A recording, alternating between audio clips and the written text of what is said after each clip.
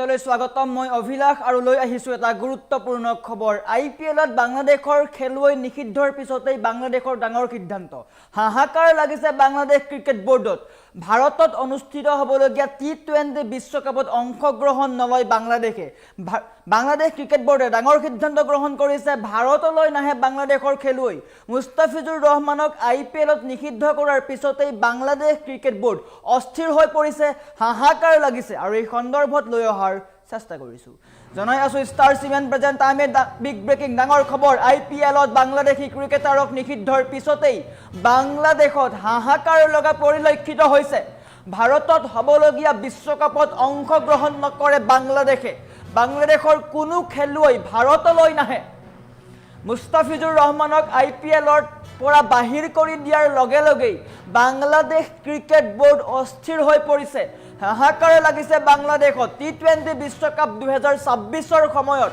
বাংলাদেশৰ চাৰিওখন group match ভাৰতত অনুষ্ঠিত হোৱাৰ কথা আছিল কলকাতাৰ ইডেন গাৰ্ডেনত 3খন আৰু মুম্বাইত 1খন খেল অনুষ্ঠিত হ'ব কিন্তু এই কেইখন খেল খেলিবলৈ নাহে বাংলাদেশৰ ক্ৰীড়া উপদেষ্টা আসিফ নজৰুলে নিশ্চিত কৰিছে এই কথা ভাৰতৰ সিদ্ধান্তৰ পিছতেই বাংলাদেশ ক্ৰিকেট বোৰ্ডৰ হাহাকাৰ লাগিছে কিন্তু বাংলাদেশৰ এই স্থিতিত আইচিচিয়ে কি সিদ্ধান্ত গ্ৰহণ কৰিব সেই কথা লক্ষণীয় হ'ব কিন্তু বৰ্তমান সময়ত এক ডাঙৰ সিদ্ধান্ত গ্ৰহণ কৰিছে আইপিএলত বাংলাদেশী ক্ৰিকেটাৰক নিষিদ্ধ কৰাৰ পিছতেই বাংলাদেশত হাহাকাৰ লগা পৰিলক্ষিত হৈছে এইটো ডক্টৰ আসিফ নজৰুলৰ টুইট হয় তাত স্পষ্টকৈ কৈছে ভাৰতলৈ খেলিবলৈ নাহে বাংলাদেশৰ খেলুৱৈ ইয়াৰ ফলত কাৰ কিমান লোকচান হ'ব সেই সকলোৱে জানে ভাৰতীয় ক্ৰিকেট বোৰ্ড যে বিশ্বৰ সকলোতকৈ ধনী ক্ৰিকেট বোৰ্ড আইপিএল হৈছে বিশ্বৰ সবাতোতকৈ ধনী ক্ৰিকেট লীগ কিন্তু ভাৰতক আওকাণ কৰি ভাৰতক একাষৰীয়া কৰি আইচিচিয়ে বাংলাদেশক গুৰুত্ব দিবনে সেই কথা এতিয়া বৰ্তমান সময়ত প্ৰশ্ন উত্থাপন হৈছে কিয়নো বাংলাদেশে সিদ্ধান্ত গ্ৰহণ কৰিছে যে পাকিস্তানৰ দৰে বাংলাদেশকো আইপিএলত নিষিদ্ধ কৰা হ'ল আৰু এই নিষিদ্ধৰ পিছতেই বাংলাদেশে এটা কথা স্পষ্ট কৰিছে যে ভাৰতত হ'বলগীয়া টি20 বিশ্বকাপত অংশগ্ৰহণ নকৰে বাংলাদেশে মানে বাংলাদেশৰ খেলুৱৈ ভাৰতলৈ খেলিবলৈ নাহে ইয়াৰ ফলত কাৰ কিমান লোকচান হ'ব অৱশ্যে ভাৰতৰ বা ভাৰতীয় ক্ৰিকেট দলৰ বিসিসিআই ভাৰতীয় ক্ৰিকেট বোৰ্ডৰ ইয়াৰ ফলত একো লোকচান হোৱাৰ কথা আহি নপৰে ভাৰতীয় দল বা বিসিসিআই হৈছে বিশ্বৰ সবাতোকৈ ধনী বোৰ্ড আৰু ভাৰতক আওকাণ কৰি বা ভাৰতক এনে ধৰণৰ প্ৰস্তাৱ দি বাংলাদেশে নিজৰেই এক বিপদ চপাই লৈছে বুলি ক'ব লাগিব কিয়নো বাংলাদেশ ক্ৰিকেট বোৰ্ড ইমান ধনী ক্ৰিকেট বোৰ্ড নহয় বাংলাদেশৰ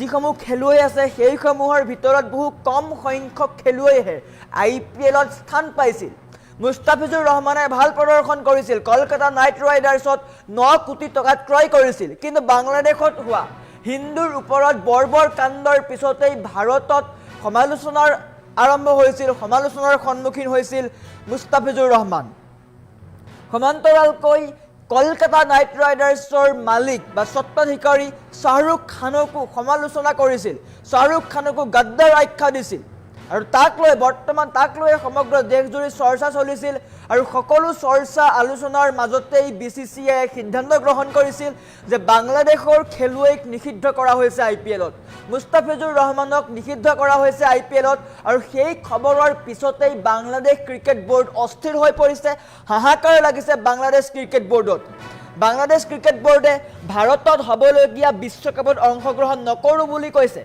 ইয়াৰ ফলত কাৰ কিমান লোকচান হ'ব সেই সকলোৱে জানে বাংলাদেশ ক্ৰিকেট বোৰ্ডৰ বৃহৎ লোকচান হ'ব বাংলাদেশে নিজৰেই বিপদ নিশ্চিত কৰিছে নেকি এটা প্ৰশ্ন উত্থাপন হৈছে কিয়নো ভাৰতত ক্ৰিকেট খেলিবলৈ নহাটো বাংলাদেশৰ কাৰণেহে এক লোকচানৰ বিষয় বৃহৎ টকাৰ লোকচান হ'ব বাংলাদেশৰ ভাৰতৰ ইয়াৰ ফলত একো নাযায় ভাৰতৰ একো ক্ষতি নহয় ভাৰতীয় ক্ৰিকেট দল বা ভাৰতীয় ক্ৰিকেট বোৰ্ড হৈছে বিশ্বৰ সবাতোকৈ ধনী ক্ৰিকেট বোৰ্ড যি আইপিএল বিশ্বৰ সৰ্ববৃহৎ লীগ অনুষ্ঠিত কৰে আৰু সেই লীগৰ পৰাই পাকিস্তানৰ পিছত বাংলাদেশৰ খেলুৱৈক নিষিদ্ধ কৰা হ'ল আৰু তাক লৈ এতিয়া ক্ষোভ হৈছে বাংলাদেশৰ ক্ষোভত ফাটি পৰিছে অস্থিৰ হৈ পৰিছে যিকোনো ধৰণৰ সিদ্ধান্ত গ্ৰহণ কৰিছে ভাৰতৰ দৰে এখন ধনী ক্ৰিকেট থকা দেশত বা ক্ৰিকেট বোৰ্ড থকা দেশত বাংলাদেশৰ দৰে এখন সৰু ক্ৰিকেট বোৰ্ডে এনেধৰণৰ সিদ্ধান্ত গ্ৰহণ কৰাটো কিমান দূৰ গ্ৰহণযোগ্য বা কিমান দূৰ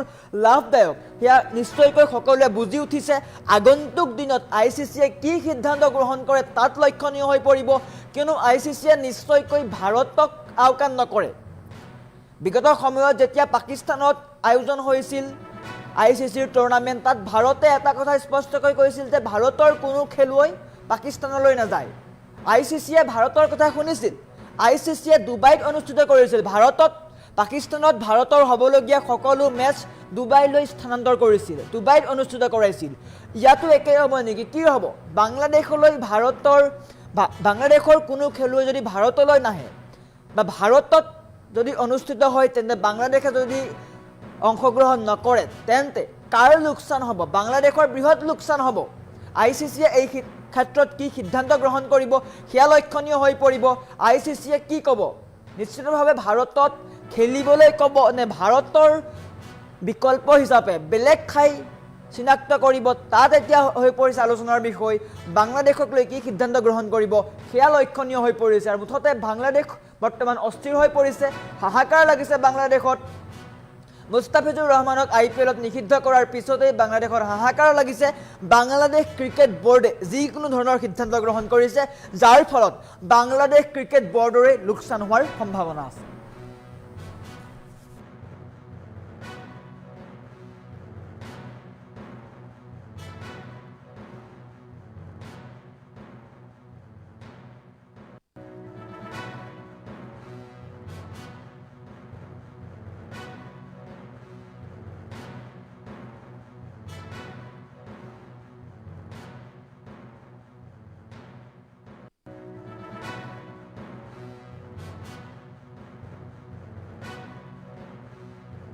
সময়ত ভাৰতত বাংলাদেশে নেখেলাৰ সিদ্ধান্ত গ্ৰহণ কৰাৰ পিছতে এক নতুন আলোচনা হৈছে যে ICCয়ে কি সিদ্ধান্ত গ্ৰহণ কৰিব। ICCয়ে কি সিদ্ধান্ত গ্ৰহণ কৰিব? বাংলাদেশ ক্ৰিকেট বোৰ্ডে ডাঙৰ সিদ্ধান্ত গ্ৰহণ কৰিছে, বৃহৎ সিদ্ধান্ত গ্ৰহণ কৰিছে বুলি ক'ব লাগিব, কিয়নো IPLত বাংলাদেশৰ খেলুৱৈ নিষিদ্ধ কৰাৰ পিছতেই বাংলাদেশৰ হাহাকাৰ লাগিছে। বাংলাদেশৰ কোনো খেলুৱৈ ভাৰতত অংশগ্ৰহণ কৰিবলৈ নিদিয়ে। মুঠতে 2026 হ'বলগীয়া T20 বিশ্বকাপত বাংলাদেশে ভাৰতলৈ নাহে, ভাৰত আওকাণ কৰিছে। কিন্তু ইয়াৰ ফলত কাৰ লোকচান হ'ব সেয়া গুৰুত্বপূৰ্ণ বিষয় হৈ পৰিছে। কলকাতাৰ ইডেন গাৰ্ডেনত 3খন খেল আছিল বাংলাদেশৰ, মুম্বাইত 1খন খেল আছিল। কিন্তু বাংলাদেশৰ ক্ৰীড়া উপদেষ্টা আসিফ নজৰুলে এই কথা নিশ্চিত কৰিছে যে ভাৰতলৈ বাংলাদেশৰ কোনো খেলুৱৈ খেলিবলৈ নাহে। এই সিদ্ধান্তৰ ফলত বাংলাদেশৰ কিমান লছ হ'ব, কিমান লোকচান হ'ব সেই সকলোৱে চিন্তা কৰক। বাংলাদেশ যদি ভাৰতলৈ নাহে তেন্তে ভাৰতীয় ক্ৰিকেট বোৰ্ডৰ কোনো ধৰণৰ ক্ষতি নহয়, ভাৰতীয় ক্ৰিকেট বোৰ্ডৰ কোনো ধৰণৰ লোকচানৰ সন্মুখীন নহয়। ইয়াৰ বিপৰীতে বাংলাদেশ ক্ৰিকেট বোৰ্ডৰহে বৃহৎ পৰিমাণৰ লোকচান হ'ব। গতিকে ICCয়ে এই ক্ষেত্ৰত কি সিদ্ধান্ত গ্ৰহণ কৰিব সেয়া লক্ষণীয় হৈ পৰিছে, কিয়নো T20 বিশ্বকাপৰ সময়সূচী প্ৰকাশ পাইছে, দল প্ৰকাশ পাইছে, ভাৰতীয় বা টিম ইণ্ডিয়াৰ প্লেয়িং 11 প্ৰকাশ পাইছে, সকলো প্ৰকাশ পাইছে। গতিকে বেছিদিন নাই T20 বিশ্বকাপলৈ। গতিকে এই ক্ষেত্ৰত কি সিদ্ধান্ত গ্ৰহণ কৰে ICCয়ে সেয়া লক্ষণীয় হৈ পৰিছে। বাংলাদেশে কি সিদ্ধান্ত গ্ৰহণ কৰিব, বাংলাদেশে নিজৰ স্থিতিত অটল থাকিব নে নাথাকে সেয়া লক্ষণীয় হৈ পৰিছে, কিয়নো যদি ICCয়ে বাংলাদেশৰ এই সিদ্ধান্তক কোনো ধৰণে গ্ৰহণযোগ্য বুলি নকৰে বা মানি নলয় তেন্তে বাংলাদেশে অংশগ্ৰহণ কৰিব নোৱাৰিব T20 বিশ্বকাপত। ICCয়ে যদি ভাৰতৰ সলনি বিকল্প স্থান নিদিয়ে তেন্তে বাংলাদেশে ভাৰততেই খেল খেলিব লাগিব। কিন্তু বাংলাদেশে কৈছে ভাৰতত আমি খেল নেখেলোঁ। যদি এনে হয় তেন্তে বাংলাদেশ ক্ৰিকেট দলটোৱে T20 বিশ্বকাপত অংশগ্ৰহণ নকৰিব পাৰে। ইয়াৰ ফলত কাৰ লোকচান হ'ব? বাংলাদেশ ক্ৰিকেট দলৰ আৰু বাংলাদেশ ক্ৰিকেট বোৰ্ডৰ। ইয়াৰ ফলত ভাৰতৰ একো ক্ষতি নহয়, ভাৰতীয় ক্ৰিকেট বোৰ্ডৰ একো ক্ষতি নহয়, তিলমানো ক্ষতি নহয়। কিয়নো ICCয়ে বিচাৰিছে যে ভাৰতত T20 বিশ্বকাপ হওক, ভাৰতত ক্ৰিকেটৰ যি জনপ্ৰিয়তা ক্ৰিকেটৰ যি প্ৰসাৰ সেই সকলোৱে জানে ক্ৰিকেট বুলি ক'লে প্ৰতিগৰাকী অনুৰাগী উৎসুক হৈ পৰে আৰু টি20 বিশ্বকাপ আহি আছে IPL আহি আছে ক্ৰিকেটৰ উৎসৱ বুলি ক'ব লাগিব ক্ৰিকেটৰ উৎসৱ আহি আছে গতিকে ইমান এটা ডাঙৰ উৎসৱ আহি আছে গতিকে ভাৰততেই টি20 বিশ্বকাপ অনুষ্ঠিত কৰিব এই কথা থিৰাং হৈ পৰিছে বাংলাদেশৰ সিদ্ধান্ত কোনো ধৰণে গ্ৰহণযোগ্য গ্ৰহণযোগ্য হিচাপে মানি নলয় গতিকে এই কথা স্পষ্ট হৈ পৰিছে যে ICCয়ে ভাৰততেই সকলো মেচ অনুষ্ঠিত কৰিব বাংলাদেশে কি সিদ্ধান্ত গ্ৰহণ কৰে বাংলাদেশৰ স্থিতি বৰ্তমান সময়ত যি আছে সেয়া থাকিব না নাথাকে সেয়া কিন্তু পৰৱৰ্তী সময়ত লক্ষণীয় হৈ পৰিব